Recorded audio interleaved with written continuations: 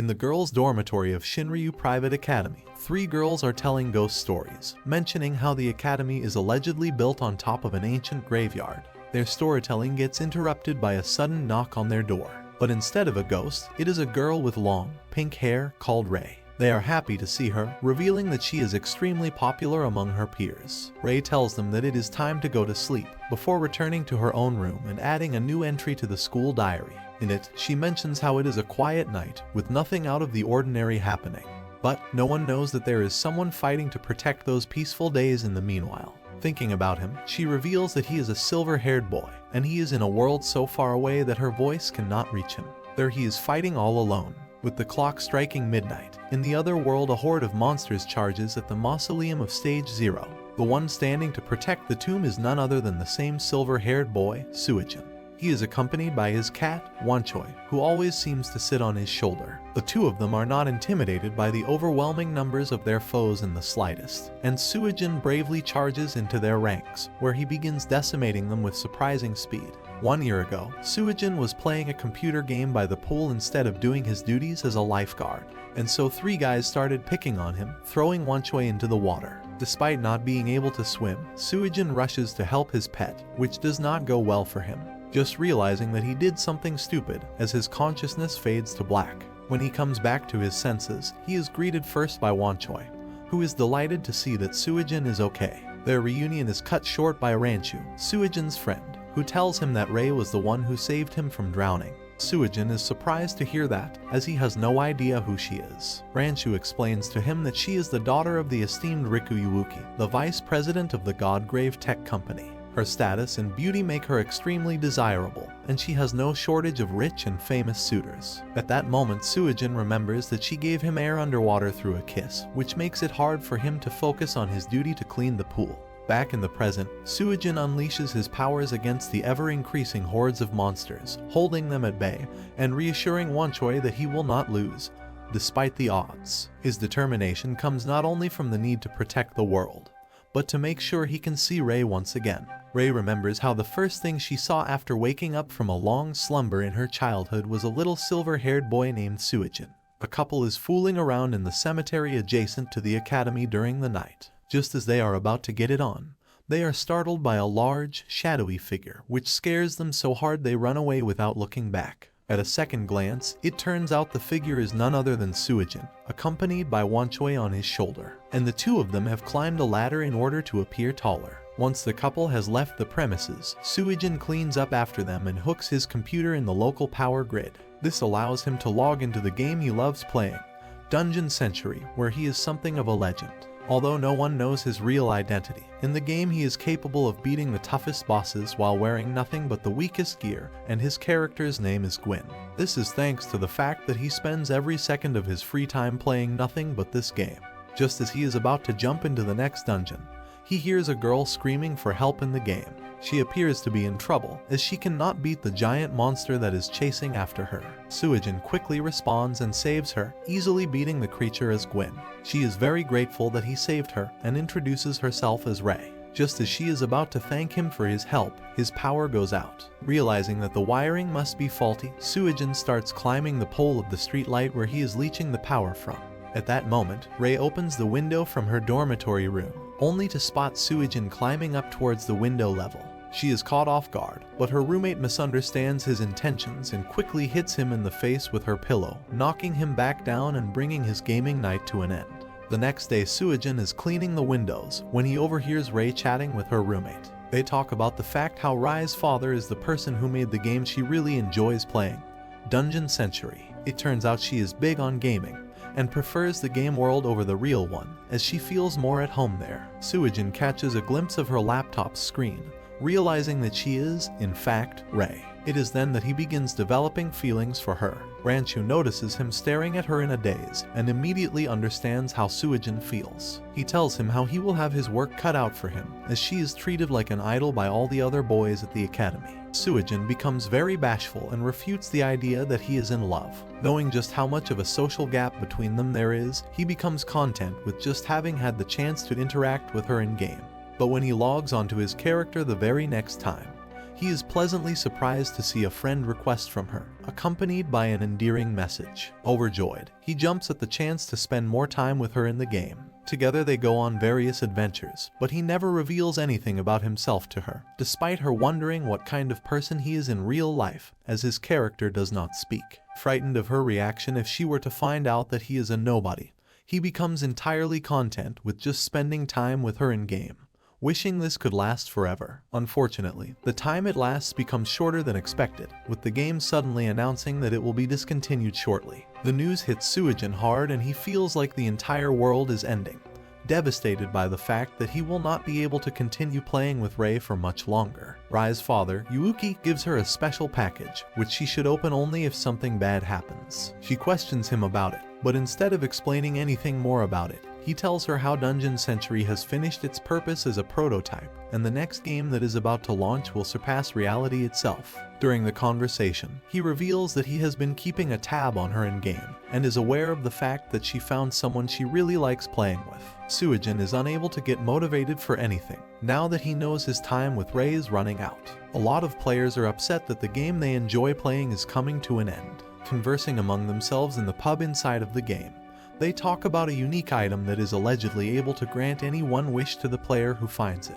Rei is hanging out in the tavern while waiting for Gwyn to log on, where she overhears that story. Once Gwyn arrives, she takes him on another adventure, insisting that they experience everything the game has to offer before it shuts down.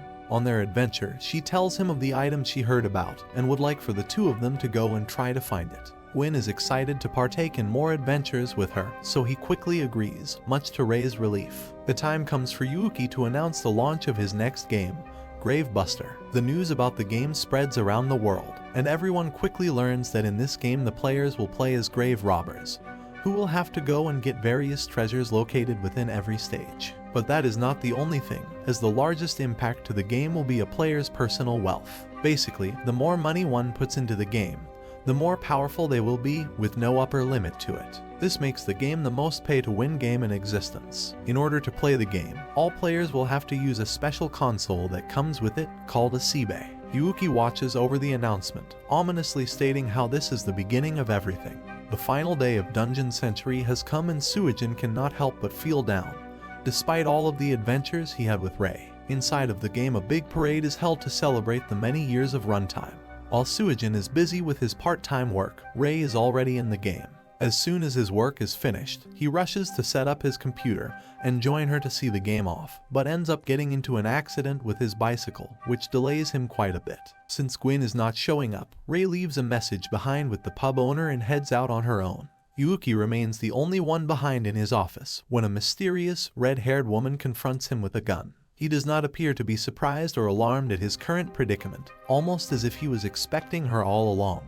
At the same time, inside of Dungeon Century, a strange monster-like creature starts attacking the players participating in the parade, wiping them out one after the other and devouring all of their belongings. The chaos from the attack eventually reaches Rei as well, while she is searching for the legendary item in a field. The mysterious woman gives Yuki an ultimatum, demanding that he reveals how to open a certain tomb.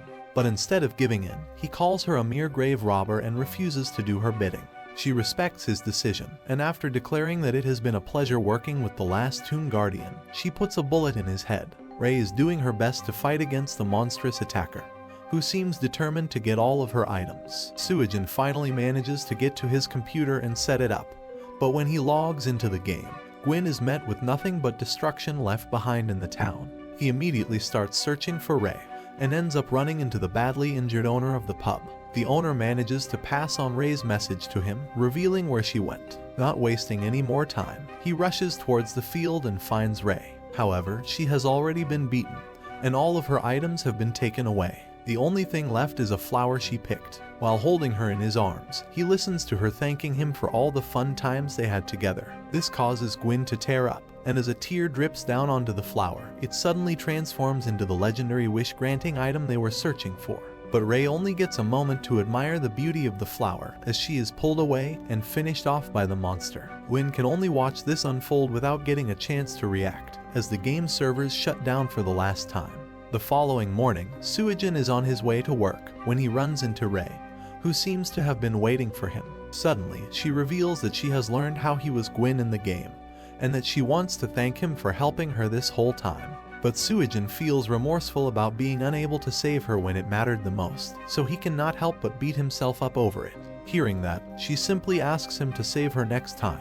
In the next game they will play together. After realizing that she wants to continue spending time with him and play games together, Suijin gets so excited that he rips the handles off of his bicycle. After Suijin sees the news about the murder of Rai's father, he immediately rushes to the girl's dorm in order to check on her. But instead of her, he finds her roommate, who explains that she left due to the pending funeral arrangements, and that she will not be back in a while. At the venue, people gossip how Yuki had a lot of debts, which will now fall upon Rei to take care of. Yuki's funeral is being broadcast live on television, and Suijin is paying close attention to it. It is during the broadcast that he remembers Yuki from his own past, but he cannot figure out from where or when exactly. Once all of the proceedings finish, Rei meets Suijin and gives him a package which Yuki left for him specifically. Suijin first expresses his condolences and makes sure Rei is okay before checking out the package. The package turns out to be a personal Sibe, which immediately recognizes Suijin's biometrics when he touches it and initializes the startup. Both of them are confused by that, having no idea why Yuki specifically made this for him. While the console is loading, Rei reveals that Yuki was not in fact her biological father, but that he adopted her when she was very little. Suijin is shocked to hear that, but cannot question Rei further as she is suddenly summoned to meet some guests. Suijin's Sibe finishes the startup process and welcomes Suijin to Gravebuster. The first thing it displays is his current wealth in the in-game balance, which turns out to be 10 billion yen. This shocks Suijin and he thinks it must be some sort of a mistake. But at that moment a pre-recorded voice message left for him by Yuki himself starts playing. In the message he sheds more light on the situation, revealing that he is not just the man who raised Rei, but that he is also his grandfather, although he does not blame Suijin for not being able to remember him. Meanwhile, the ones behind Yuki's murder are getting ready to break into a tomb. They reveal that their organization's name is Precious, and their leader is called Dark Tiger. Suijin learns that Yuki left him this large inheritance so he can live happily together with Rei, which makes him extremely flustered as he pictures a life together with her. However, he is quickly snapped out of that pleasant image as Yuki tells him how her real parents were murdered by the enemy. Since they were his comrades, he took her in and raised her as his own flesh and blood, protecting her from the enemy this whole time. Just as Suijin learns that, he hears Rei yelling for help from outside. It turns out that the men who came to meet her are in fact debt collectors, and they are planning to take her in order to settle the debt she inherited from Yuki. Suijin does not waste a single moment, rushing to her side as quick as his legs will carry him in order to confront the would-be kidnappers. Fueled by anger, he charges at them, but he proves to be no match for the trained adults, and instead gets beaten up by one of them in front of Rei and some other students. In order to make the debt collectors stop beating him, Rei tells them that she will go along quietly. Before they can leave, Suijin declares how he will take care of her debt. The debt collectors do not believe for a moment that he has the required 500 million yen, and they turn out to be correct, as when Suijin reaches his Sibe, he learns that he cannot use his in-game currency in the real world. This crushes his hope, blaming himself for not being able to save Rei yet again. She is taken away by the two debt collectors in their car, and she yells out to him, thanking him for trying to save her and promising that she will never forget him. Hearing her gives Suijin courage to stand back up and try again, and he rushes after them. Grabbing his bicycle, he starts cycling after them on the highway. Pushing himself to the limit, he manages to catch up with them. When they notice him, Rei leans out of the window, and Suijin tells her to wait for him, as he will definitely find a way to save her. Rei promises that she will, but the kidnappers grow tired of his constant interference, so they suddenly slow down, causing Suijin to rush past them and lose control of his bicycle, resulting in a rather rough crash. At that moment, a person suddenly appears inside of their car, introducing himself as Silicon, a member of Totems. When Suijin catches up with the car, he finds it completely destroyed, with the two debt collectors knocked out next to it. Rei is unconscious in Silicon's arms, who tells Suijin that his leader, Temujin, is waiting for him in Gravebuster. Once the message is relayed, he disappears together with Rei, leaving no trace behind. Back in his room, Suijin keeps trying to activate his Sibe, troubled by his lack of knowledge about what is going on. And just what is this Gravebuster game really? At that moment, a green-haired girl suddenly appears on top of him. While behaving in a seductive manner, she introduces herself as Twin Star and declares that Suijin is her master. whose call she is responding to. Without wasting any more time, she suddenly pulls him into Gravebuster, specifically into a desert located on stage 34. This ordeal proves to be very strenuous for her, and she reverts into her original form, which is in fact two small, cute creatures. At the same time, a group of 3 grave robbers arrives at the same stage, preparing to plunder the tomb located in it. In addition to them, a large, pyramid-shaped monster jumps out at Suijin, complaining about being woken up. In ancient times, the goddess Bango created the world, and then gave her own life in order to create many other life forms. For her final resting place, she chose an imperial tomb, in which she left behind a great power once she died. The angry pyramid-shaped monster's roar scares the 2 twin star pieces back into Suijin's Sibe, where they introduce themselves once again.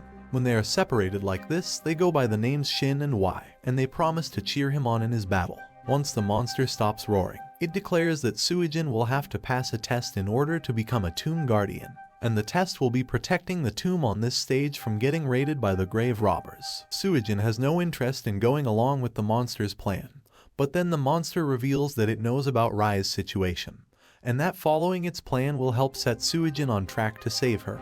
He changes his mind. At that moment, a large blast whizzes past them, just barely missing its mark. It turns out that Iyu, one of the 3 grave robbers, is the one behind it. As soon as he realizes that he missed his shot, he starts charging up his weapon with the next one.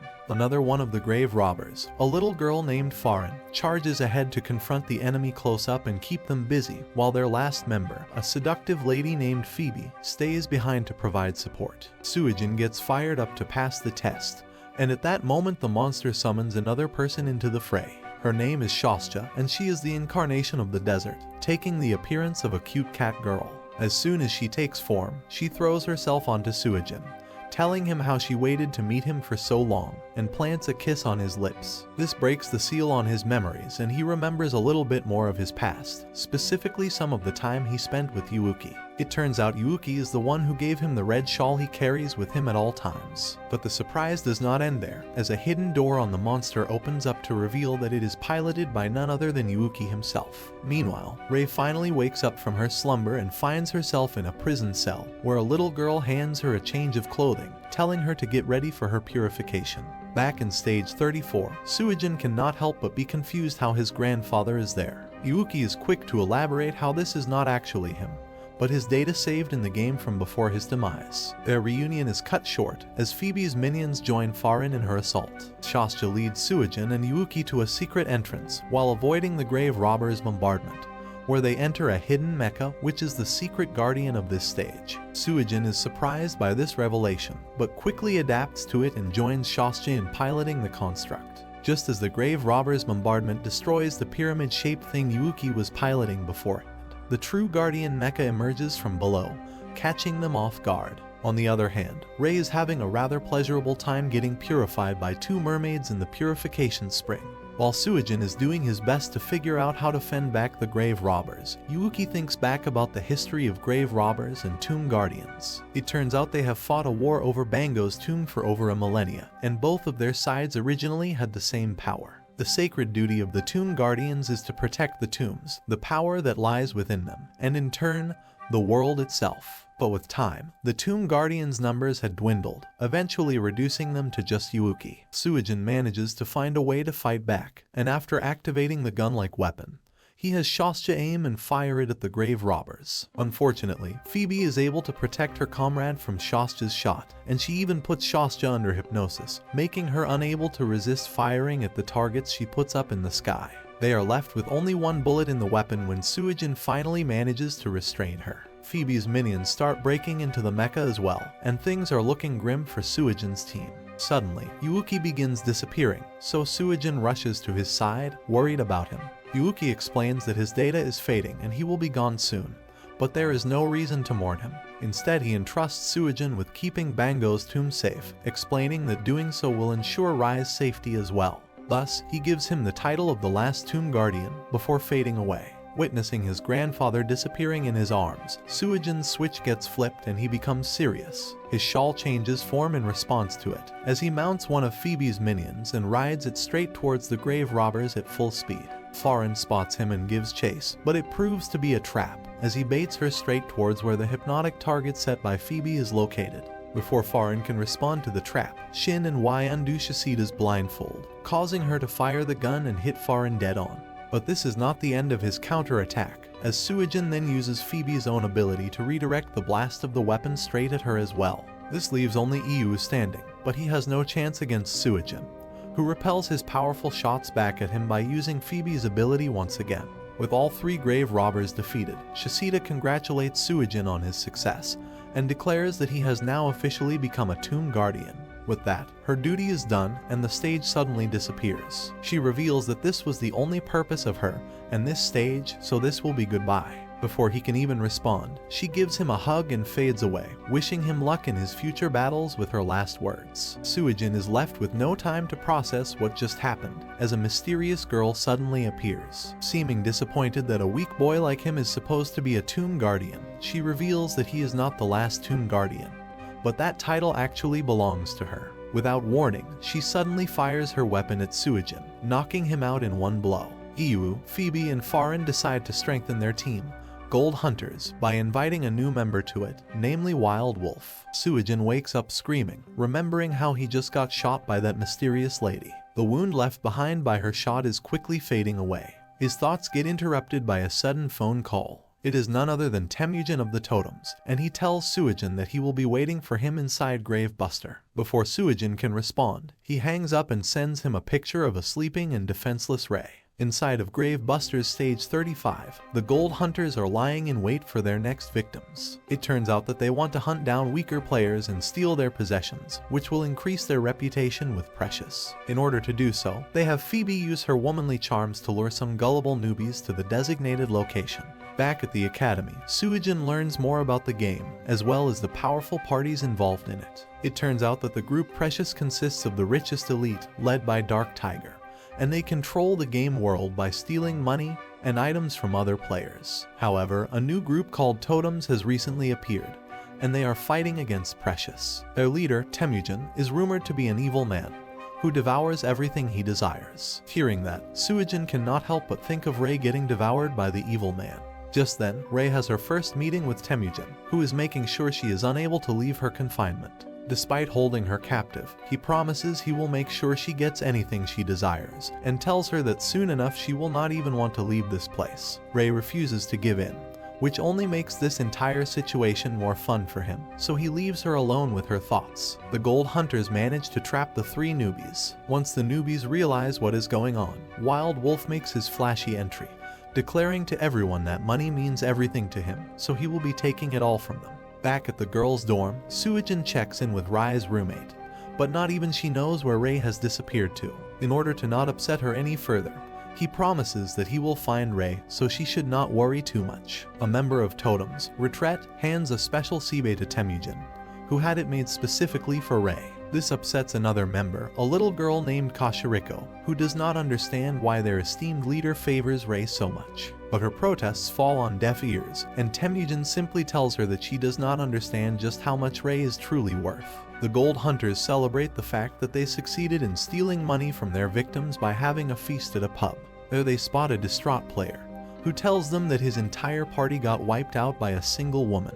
What makes it hard to believe is that they were a group of generals from Precious, which means they are very powerful. Those news make all of them worried, but Wild Wolf declares that it must have been an internal dispute, and that the mysterious woman is just a myth. When they are hunting down their next party of newbies, Wild Wolf goes on about how money is everything in life. But as soon as he uses his special weapon to rob his foe of his wealth, a mysterious woman appears and frees the remaining captives. It turns out that she is the same woman who attacked Suijin before. Iyu, Farin, and Phoebe quickly surround the woman, but that is exactly what she was expecting, as she activates her own trap, imprisoning the three of them within it. This leaves Wild Wolf all by himself, so he starts panicking, offering her his party's items in exchange for letting him go. But it seems that the woman has no interest in their possessions. Instead, she wants to take his unique weapon. Taking advantage of an opening, Wild Wolf quickly closes the distance between them and stabs her with it, but his weapon does not have any effect on her. She explains how she is quite confident that his weapon is only able to steal the wealth of those who have less money than him. and at that point she reveals that she is one of the few legendary billion players, as her funds vastly outmatch the meager 50 million held by Wild Wolf. Striking back against him with her overwhelming wealth, she takes him out in a single blow, while the rest of Gold Hunters manage to get away unharmed thanks to the trap they were in. Before leaving, the woman declares that she is known as the Collector and that she lives solely for the purpose of eradicating all of the grave robbers. A year ago, a little boy named Takeshi promised to make a lot of money in the upcoming game, Grave Buster, in order to escape the slums he lives in. But that promise was not only to himself, but to the older girl who he is very close with, called Mikan. In the present, Rei is forced to dress in a skimpy outfit, before she is handed the unique Sibe and welcomed as a new member of Totems. Takeshi finds himself on the 10th stage of Grave Buster, trying to join the tournament which is being held there, as the prize for the winner is 10 million yen. However, he did not realize that he needs to pay an entry fee, so he cannot actually participate. Distraught, he storms off and decides to find an alternative way into the arena, climbing the dangerous cliff around it. While climbing, he runs into Suijin, who is using Twin Star to fly around and observe the tournament, as he is interested to see the matchmaker, Lei, along, but does not want to pay the entry fee just for that. He decides to bring Takeshi along, and when he hears that Takeshi plans to enter the tournament, he decides to watch the fight unfold. Before long, the final round of the tournament is at hand, and it is Iu from the Gold Hunters facing off against Mammoth Viking. The announcer reminds everyone about the large money prize and the fact that the winner will also get an ice snow leopard companion. Without further ado, the final round begins, and at first it seems as if the two combatants are evenly matched with their ice abilities. However, Iu starts setting a trap for Viking, visualizing how he will lure him into a false sense of security before striking back and taking the win. Twin Star wonders if Suijin and Takeshi can tell who will be victorious, but Takeshi declares how neither of them will, as he will be the one to take the prize instead. Suddenly he activates his special item, transforming into a more grown-up, battle-ready appearance. This startles Twin Star and she drops the two of them down into the arena grounds. Suijin ends up falling straight on top of Iu, taking him out before he can even react to it. Takeshi wastes no time and declares that he will be Viking's opponent now, as per tournament rules. He can participate in it if he beats one of the contestants. The announcers accept him as a new challenger, and Takeshi apologizes for dragging Suijin into this mess, telling him that winning the prize money is something he must do, no matter what. Remembering his past with Mikan, he recalls when they both got their Sibes and started adventuring together. But while she is fighting all the monsters they run into, he is too scared to face them, so he keeps running away. Mikan gets worried that he will never make any progress if he just keeps running, but he reassures her that his unique weapon allows him to get stronger without fighting. All he needs to do is take pictures with it and offer them as memories. Each memory allows him to get stronger and stronger. She insists on seeing those pictures and quickly realizes how he feels about her, so she teases him about it. In the end, she tells him how this makes her happy, as she considers him her precious partner. But the happy times do not last, as she suddenly gets very sick. The hospital in the slums is unable to provide the proper care for her, so Takeshi promises he will get enough money to bring her to a bigger facility, so she can get better treatment. Thus Takeshi declares how he will definitely win, as it is what he needs to do in order to save her. Just as he gets fired up for the fight, the announcer reminds him that he and Suijin will have to fight with all of their abilities halved, as they have entered as a pair. Despite that, Takeshi does not back down in the slightest, using the power of his unique item to power himself up even more. Suijin then hears from the announcer that Takeshi's item allows him to get stronger by sacrificing the memories stored within it, which erases them from his mind in return for temporary power, and hearing that does not sit well with him. Just as Takeshi is about to go all out against Viking, Suijin stops him in his tracks, picking up Takeshi's book and showing him the empty frames of pictures which used to hold his precious memories of Mikan within them. Suijin reprimands him for doing something so foolish, as sacrificing those precious memories takes them away not only from him, but from Mikan as well, and she would not be happy to learn what he did. Hearing that, Takeshi breaks down and starts crying. Of course, he does not want to lose their precious memories, but there is no other way for him to save her life.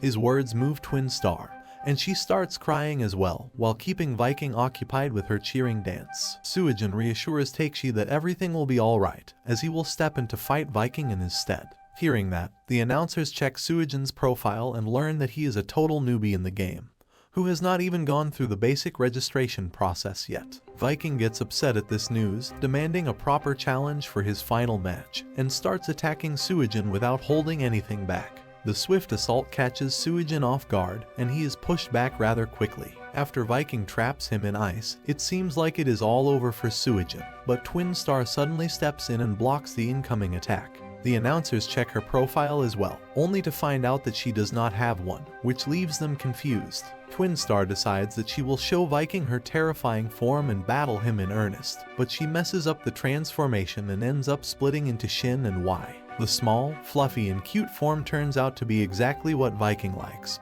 so he quickly snatches the two fluff balls and starts petting them. Although they dislike such treatment, they are helpless in this form. Suijin, being still frozen in place, cannot assist them either, so it falls upon Takeshi to act, and that he does. Dashing ahead, he snatches Shin and Y away from Viking, protecting them with his body until they recover enough energy to transform again.